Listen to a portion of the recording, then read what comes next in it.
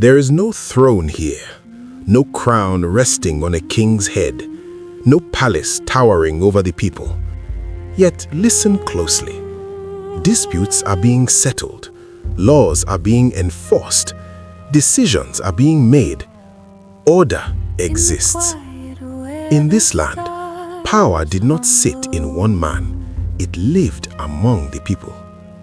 This is the story of a society that ruled itself without a ruler.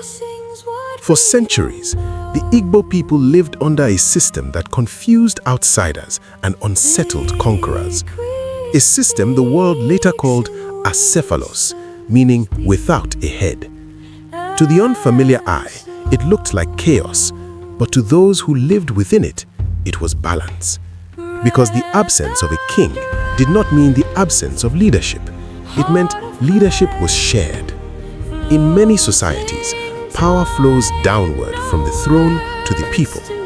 In Igbo land, power moved in a circle. No single voice could command the village. No single hand could control its destiny. Instead, governance was built on participation, consensus, and responsibility. Here, authority was not inherited, it was earned, and it was always checked.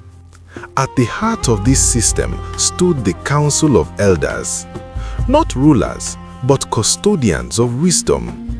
These were men whose authority came not from force, but from age, character, and communal trust. They debated issues affecting the village, land disputes, marriages, conflicts, traditions. But an elder could not simply decide and command obedience. Every major decision required dialogue, deliberation, consensus. Silence itself was part of the process because in Igbo thought, wisdom speaks slowly. An elder advised, the people agreed, and only then did a decision become law. But elders alone did not govern. Power was deliberately spread across society, so no group could dominate the others. Enter the age grades. Young men organized by age, bound by duty rather than hierarchy. They were the hands and feet of governance. They built roads, maintained order, defended the community, and enforced communal decisions. If a law was broken, it was the age grades who acted. If a project was needed, it was the age grades who moved. In this system, youth were not sidelined, they were essential. Because leadership here was participation, not privilege. And then there were the women. Contrary to popular myth, women in Igbo society were never politically invisible. They had assemblies, they controlled markets, they regulated moral conduct.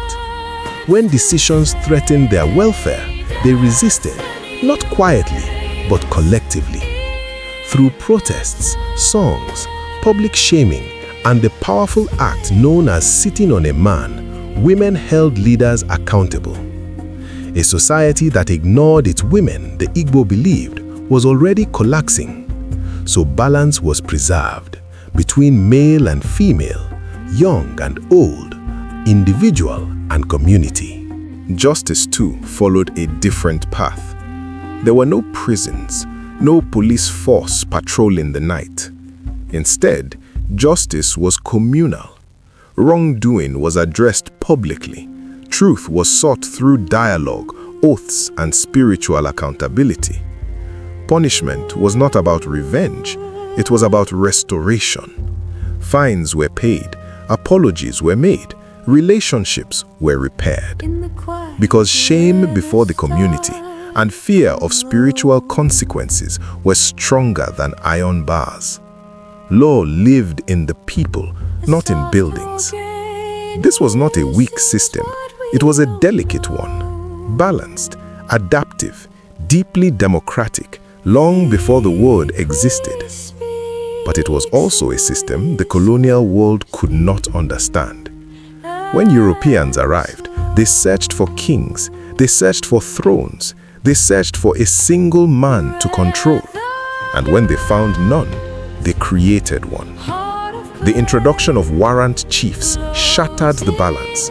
Authority was centralized, consensus was ignored, and conflict followed. Because a system built on shared power cannot survive imposed dominance. Yet even today, the spirit of the Acephalous system remains.